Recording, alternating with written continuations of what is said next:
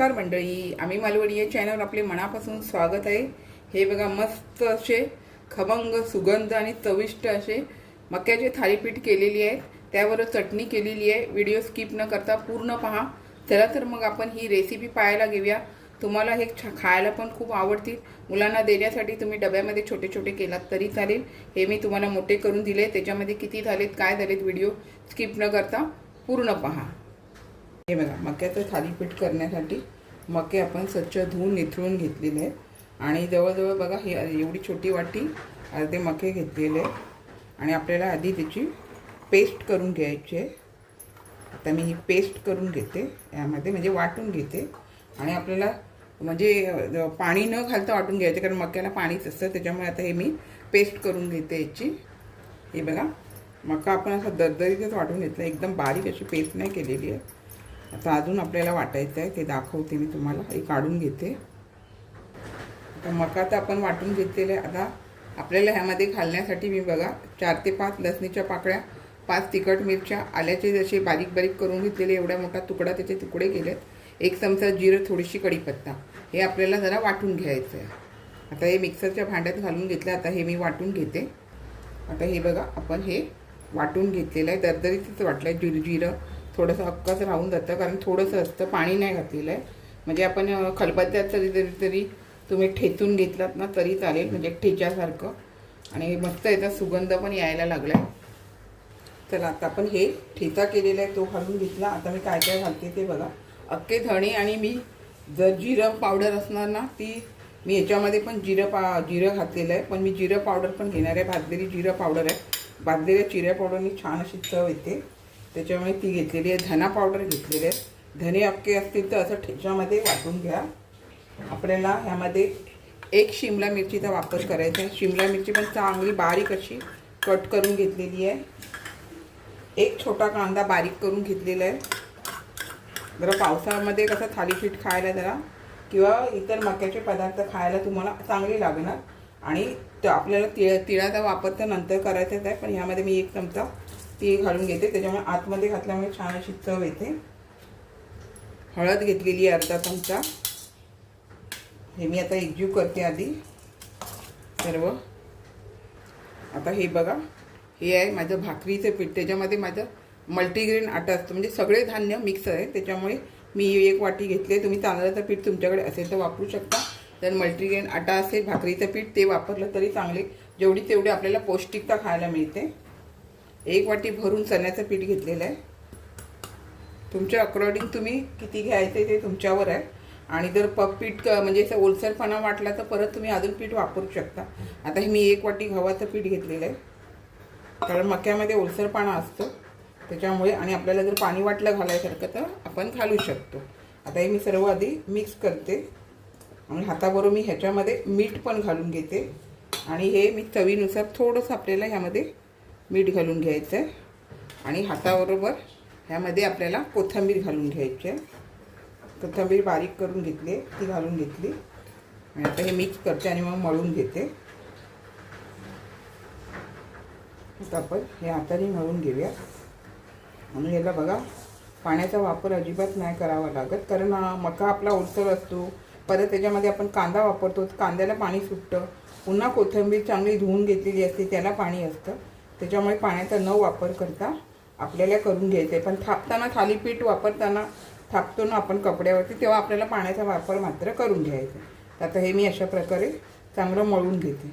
तर आता पाणी घातलं ना तर त्याला अजून कांद्यामुळे कसं माहिती आहे पाणी सुटणार, आणि मग नंतर पाहिजे तर मला मळताना पाण्याची गरज लागली तर मी ते वापरते। आता हे मी मळून घेते पूर्ण। हे बघा, मळता मळता हे व्यवस्थित असं मळत आलं आहे, कारण कांद्याला पण पाणी सुटतं ना, त्याच्यामुळे अजिबात पाणी नाही वापरलं आहे। आता हे पूर्ण मळून घेते। हे बघा, आता आपण हे पूर्ण मळून घेतलं आहे, आणि बघा आपण घेताना कितीचं वाटतं आपल्याला, बापरे हे किती घेतलं आहे, पण बघा हा केवढा गोळा केला आहे। तर ह्याच्यामध्ये 5 ते 6 झाले तर, नाहीतर छोटे छोटे तुम्ही केलात तर जास्त अजून होऊ शकतं। आता आपण चटणी, ह्याला जी लागणारी चटणी आहे ना ती करूया। तुम्ही दह्याबरोबर खाऊ शकता, इतर कोणत्याही चटण्या असतात त्याच्याबरोबर खाऊ शकता। आता मी करते ती चटणी, मी तुम्हाला दाखवते। आपण हे झाकून ठेवूया. आता हे बघा, आपल्याला चटणी करायसाठी 4 हिरव्या मिरच्या घेतलेल्या आहेत, 4 ते 5 लसणीच्या पाकळ्या, थोडासा आल्याचा तुकडा आणि आपल्याला मुठभर म्हणजे 1 वाटी नारळाची, छोटा नारळ होता ना त्याचं खोबरं घेतलेलं आहे, थोडीशी कढीपत्ता घेतलेली आहे, छान चव येते. आणि आपल्याला कोथिंबीर घालायची आहे आणि ही चटणी वाटून घ्यायची. आता ही मी चटणी वाटून घेते. वाटून घेण्यापूर्वी तत्पूर्वी यामध्ये आपल्याला थोडंसं मीठ घालायचं आहे आणि आपल्याला लिंबाचा रस घालायचा आहे. आता हे बघा, एक छोट्या लिंबाचा रस घेतलेला आहे, छान अशी चटणीला चव येते. हे बघा, आपली छान चटणी वाटून झाली. तुम्हाला फोडणीला द्यायची असेल तर देऊ शकता, मी फोडणीला पण देते, पण आता देणार नाही, छान लागते अशा प्रकारे. पण आता आपण थालीपीठ करायला घेऊया. हे बघा, पाणी न लावता बघा, कांदा आणि कोथिंबीरमुळे कसं आपलं हे पातळ झालं ना, त्याच्यामुळे पाणी लावायची गरज नाही. आता फक्त थोडंसं मी जरा व्यवस्थित जरा मळून घेते, जरा बरं पडतं. आणि आता मी हा गोळा काढून घेते. तुम्हाला किती मोठे छोटे करायचे त्यानुसार काढून घ्यायचे. आता हा मी गोळा काढून घेतला आणि बघा, हे आपल्या रुमालाला आपल्याला थापायचं आहे. रुमालाला पण मी काय करते, तुला केलेलंच आहे, पुन्हा एकदा पाणी लावते आणि अशा प्रकारे पाण्याचा हात लावून आपल्याला थापून घ्यायचं आहे.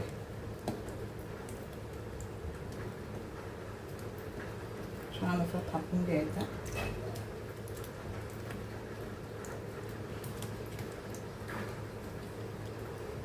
तुमच्या आकारावरून तुम्हाला मोठा, छोटा, पातळ वगैरे, आता कांदा वगैरे असले, मिरचीमुळे असलं त्यामुळे तडे जाणार, एकदम काय गोल होत नाही.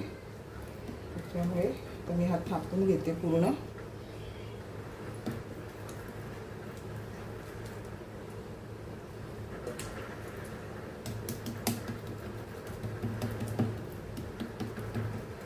अशा प्रकारे मी हा थापून घेतला आहे आणि आपल्याला ह्याला होल पाडून घ्यायचे, जेणेकरून तेल वगैरे व्यवस्थित आपलं त्यामध्ये आपल्याला सोडता येतं. आणि आता महत्त्वाचं म्हणजे तीळ घालायचे आहेत आपल्याला ह्यावरती. मी आतमध्ये पण घातलेले आहेत आणि यावरती जराशी आपल्याला असं तीळ घालून घ्यायचे. तुमच्याकडे असतील त्याप्रमाणे तुम्ही तीळ घातलात तरी चालते. आता आपल्याला तवा मी गरम करत ठेवला. आता आपण ह्या तव्यावर घालून घेऊया. तव्याला थोडंसं असं तेल लावून घेऊया. आधी जरा तेल लावलं ना तर मग जरा चिटकत नाही. आता आपल्याला तव्यावरती हे थालीपीठ व्यवस्थित असं घालून घ्यायचं आहे. नंतर आता रुमाल काढून घ्यायचा आहे. मंडळी, आपल्याला जे होल आपण केले आहे त्यामध्ये थोडं थोडं तेल घालून सोडायचं. आता आपण खाली आधी तेल घातलेलं आहे, तरी पण साईडनी थोडं तेल सोडून घ्यायचं. आणि मी स्लो आणि फास्टच्या मध्ये ठेवलेलं आहे गॅस. पूर्ण फास्ट केलं नाही की पूर्ण स्लो केलेलं नाही आहे. आपल्याला अशा प्रकारे तुम्ही तेल तूप काही वापरू शकता. मी तेल वापरलेलं आहे. बघा, आपल्याला एक बाजू जर निघत असेल तर आपल्याला पलटी करून घ्यायचं. हे बघा, आणि अलटी पलटी करूनच आपल्याला भाजून घ्यायचं. आता ही दुसरी बाजू चांगली भाजू द्यायची. फक्त परत काय माहिती, आपल्याला थोडंसं असं आपल्याला तेल सोडून घ्यायचं, म्हणजे दुसऱ्या बाजूला पण तेल व्यवस्थित ते लागलं जातं. तुम्हाला परत सांगते, तूप, लोणी वगैरे तुम्ही काही सोडलात तरी चालेल. आता ही दुसरी बाजू पण छान अशी अलटी पलटी करून खरपूस असे भाजून घेतलात तरी चालतील. आता हे बघा, आपण दुसरी बाजू पण छान अशी झाले, तरी पण अजून आपल्याला थोडंसं खरपूस अलटी पलटी करून मी हे भाजून घेते. तर हे बघा, मस्त असं मंडळी आपण अलटी पलटी करून छान असं खरपूस भाजून घेतलेलं आहे. तर हे मी काढून देते आणि अशाच प्रकारे आपल्याला जेवढे होते त्या पिठामध्ये तेवढे मी आता हे करून घेते आणि मग तुमच्याशी बोलते. हे बघा, दुसरं पण थालीपीठ तुम्हाला घालून दाखवते. अशाच प्रकारे खाली मी तेल घालून घेतलं आहे आणि आपल्याला हे घालून घ्यायचं आहे आणि त्याच्यामध्ये आपल्याला थोडं थोडं तेल सोडून घ्यायचं आहे आणि पुन्हा असं साईडनी पण थोडंसं तेल सोडून द्यायचं आणि स्लो आणि फास्टच्या मध्ये करून भाजून घ्यायचं.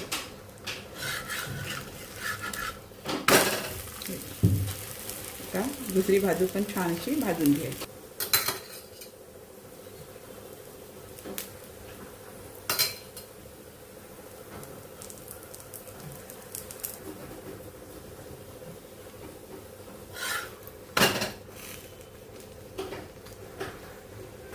हे बघा छान असे आपलं खरपूस दुसरी बाजू पण भाजून झाली, हे पण भाजून झालं. अशाच प्रकारे मी बाकीचे करून घेते आणि अशा प्रकारे तुम्ही बनवून बघा. शिमला मिरची वगैरे सर्व घालून खमंग असा सुंदर असा आपण भाजतो ना तरी सुगंध येतोय. त्याच्यामुळे तुम्ही अशा प्रकारे करून बघा. आता हे बघा मी थोडासा गॅस मीडियम केलेला तो बंद करते आणि अशा प्रकारे काय माहिती आहे बाकीचे सर्व करून घेते. बघा अशा मी तुम्हाला 2 करून दाखवले, तर बाकीचे पण राहिलेल्या पिठाचे सगळे असेच करून घेते.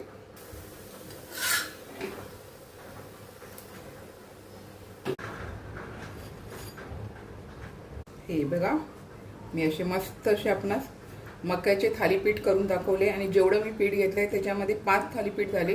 तुम्हाला मुलांना टिफिनला द्यायचे असेल तर ह्याच्यापेक्षा थोडे थोडे लहान केलात ना तर तुमचे 8-9च्या वरती होऊन जातात. मी जे साहित्य घेतले त्या साहित्यामध्ये आणि 1 नंबर खमंग असे होतात. आणि मुलांना जास्त करून चटणी दही वगैरे याच्यावर आवडले नाही तरी सॉसचं पॉकेट तुम्ही डब्यामध्ये घालून जरी दिलं ना तरी टोमॅटो सॉसमधून किंवा तुम्ही सेजवान चटणीबरोबर जरी दिलात ना तरी मुलं आवडीने खातील आणि 1 नंबर छान होतं. मग अशा प्रकारे तुम्ही डब्यामध्ये छोटे छोटे थालीपीठ घालून घेतलात तरी चालेल. तर हे बघा छान असे मी आपणास खमंग सुगंध असा वास येणारे मक्याचे थालीपीठ करून दाखवलेले. आपण पण नक्की करा. आणि पावसाळा चालू आहे, मक्या तर आपल्याला वर्षाचे 12 महिने भेटतच असतात, पण पावसाळा सीझनमध्ये थंडी सीझनमध्ये आपल्याला जास्त मिळतात. तर वेगवेगळे पदार्थ मक्याचे करून खात असतात, त्याचप्रमाणे हे थालीपीठ करून खाल्लात तरी चालेल. मंडळी छान असं थालीपीठ बरोबर खाण्यासाठी मी चटणी मक्याचे थालीपीठ असे करून दाखवलेले आहेत. अशाच नवनवीन रेसिपी किंवा इतर व्हिडिओसहित मी आपणास कायम भेटतच असते. आपण माझ्या चॅनलला लाईक शेअर सबस्क्राईब हाईप करायला विसरू नका. चला तर आता इथेच थांबते. मस्त खा आणि स्वस्थ राहा. आपण माझे व्हिडिओ पूर्ण पाहता त्याबद्दल मनापासून खूप खूप धन्यवाद.